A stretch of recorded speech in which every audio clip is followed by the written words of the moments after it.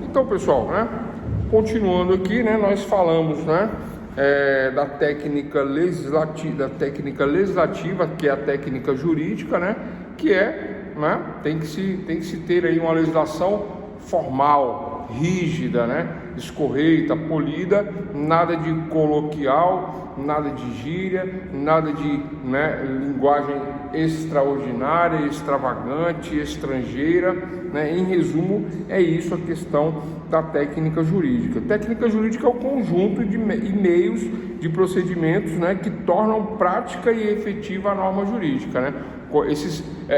Essa prática e efetividade da norma jurídica obedece, obviamente, um método, uma metodologia, né? Uma ciência.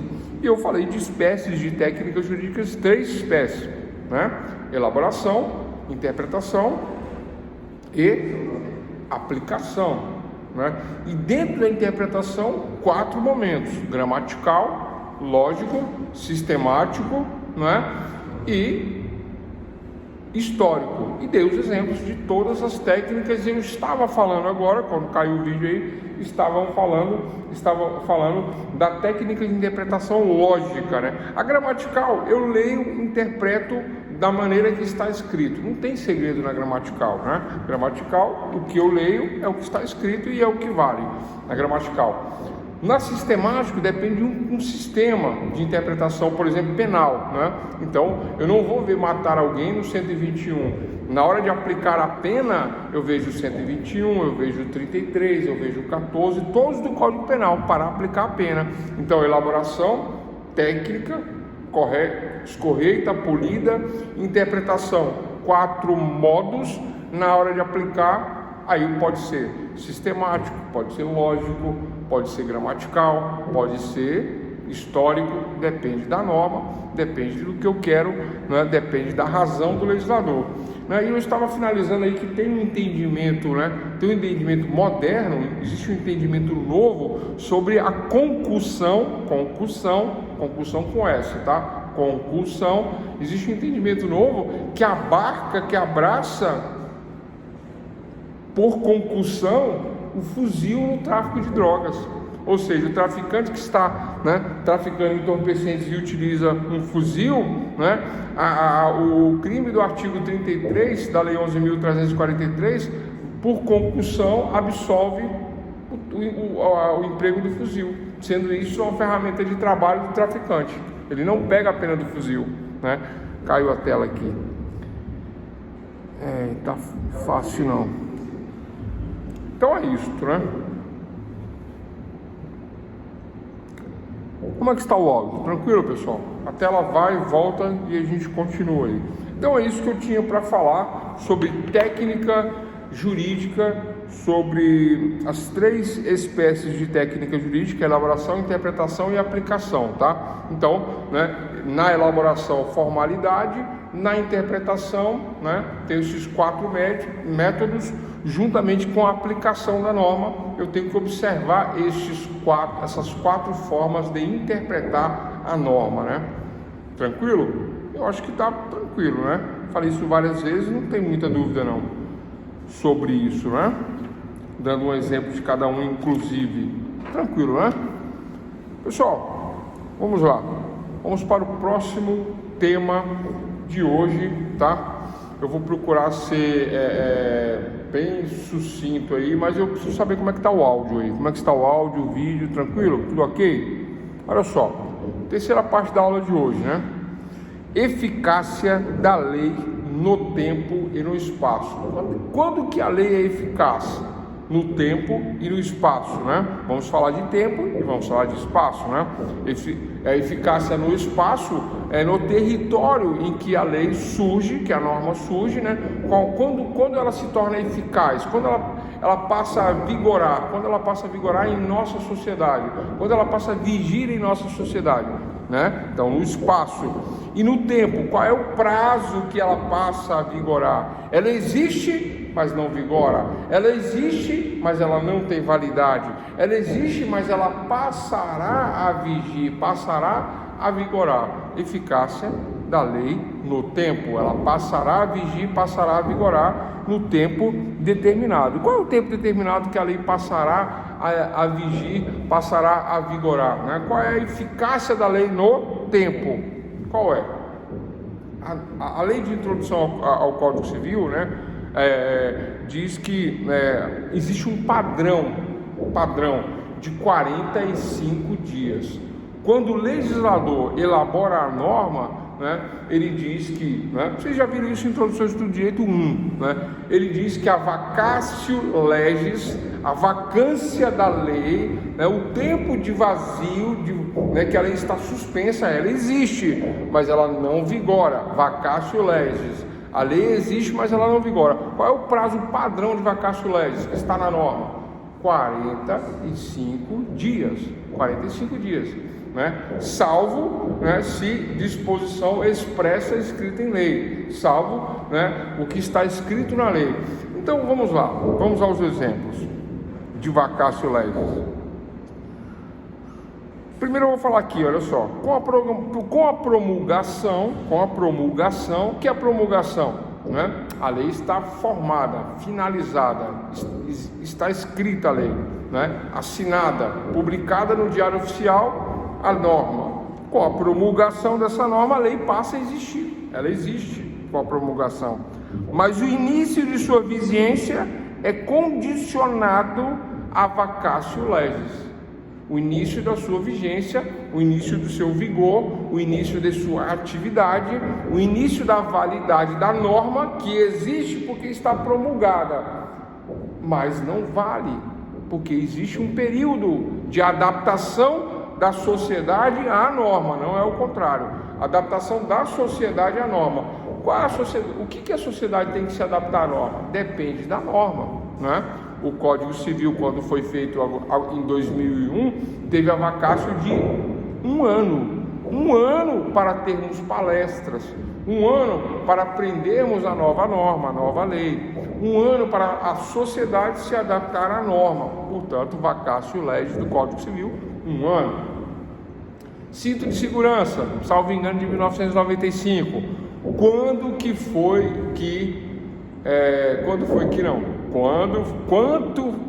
qual o tempo de vacatio legis a lei existe, mas ela está paralisada, ela está suspensa. Ela existe, mas não tem vigência. Vacatio legis. Qual é a vacatio legis para o uso de cinto de segurança? Quando surgiu, né, esta norma obrigando a utilizar o cinto de segurança, quando houve isto, a vacatio foi de 1 ano para adaptação. Por que 1 ano para se adaptar à norma? Porque eu pegava o meu carro, que tinha aquele cinto de 2 pontos, né? Qual carro que era? Passat, Monza, Brasília, Maguete, Variante, Fusca, tudo cinto de 2 pontos, né? Aí a lei que obriga a utilização do cinto, naquela época, eu acho que é de 1995 essa norma, acho, né? Só acho, ou mais para frente. 95, 96, 97, acho que não, acho que foi de 97 ou foi 98, na verdade, mais adiante, porque eu estava na faculdade nessa época, né? Eu era estudante e tinha um Monza e tinha que botar o cinto, então o prazo foi de 1 ano para a sociedade se adaptar. Então é o ano que teve para correr lá, comprar o cinto, fazer a adaptação.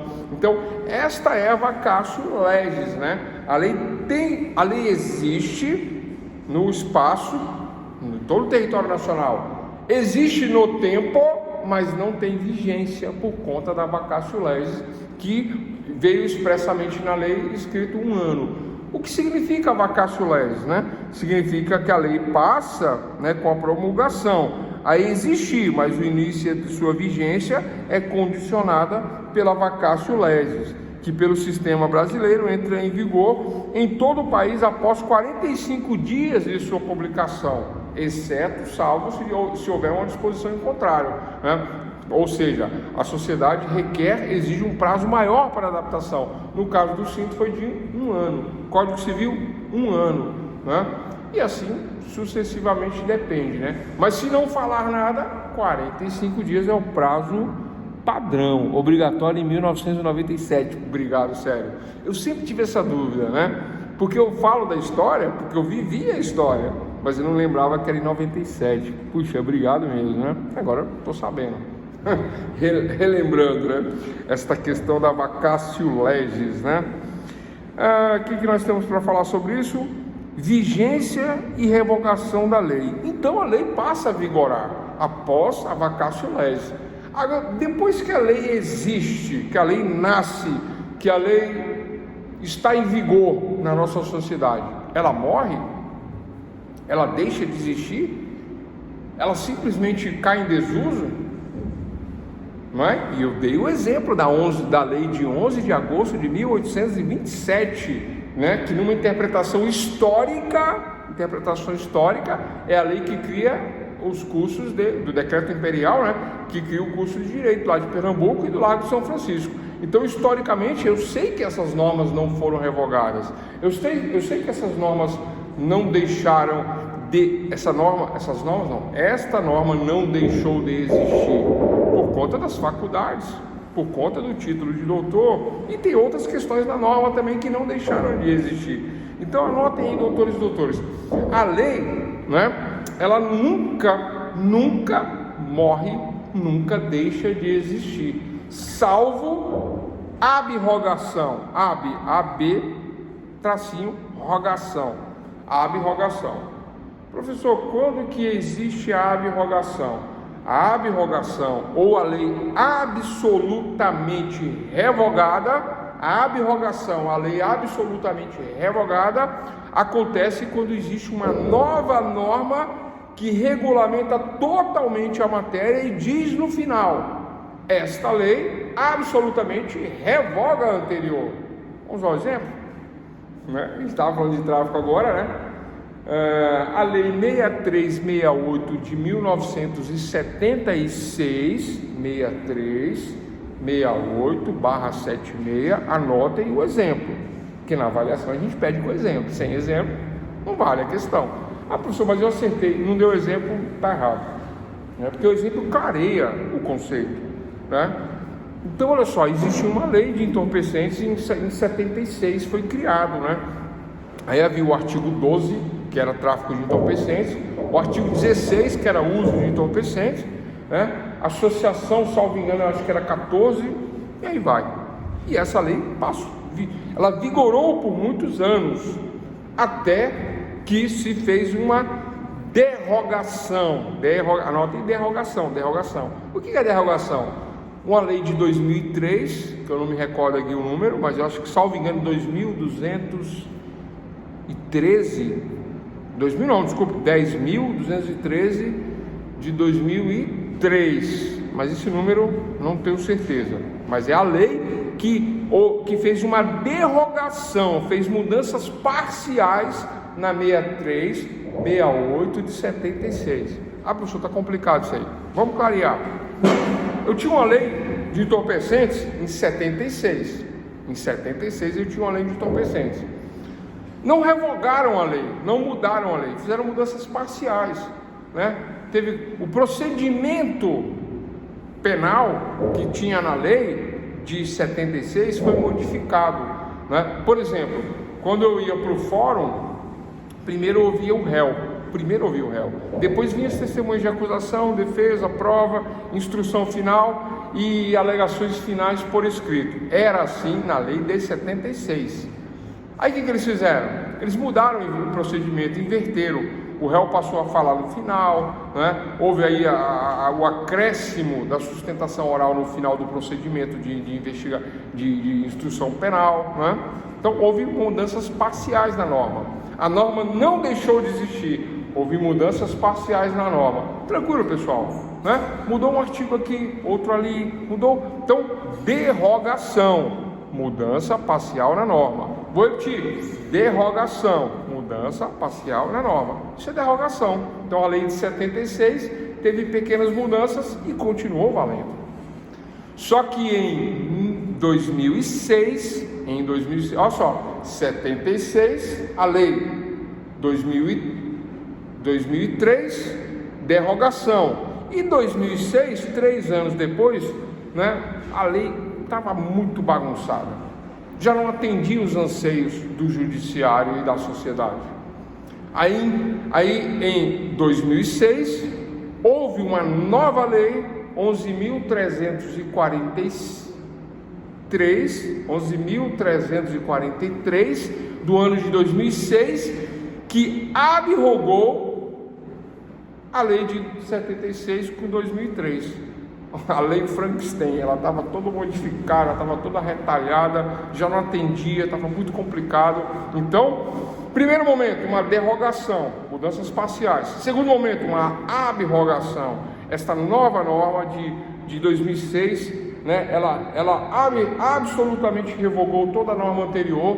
Então, assim deu-se a sucessão da norma. Isso não acontece com o decreto imperial que cria as faculdades e o título de doutor, né? Pessoal, muito simples, abrogação e derrogação. Derrogação, mudança parcial, abrogação total, mudança total da lei, é o que a gente tinha para falar, né? De vigência e revogação. O prazo padrão, quando não fala de prazo, é 45 dias da vacatio legis. Mas dependendo do período e dependendo da situação que a sociedade precisa para se adaptar, como a questão do cinto de segurança, agora eu não esqueço, 1997, precisou de um ano para adaptação da sociedade à norma, não é o contrário, tá? É a sociedade que se adapta à norma, então precisou de um ano para esta adaptação.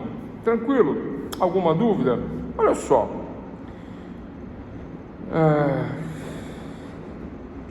Vamos lá. É isso, pessoal, né? Alguém tem dúvida? Obrigatória, tranquilo.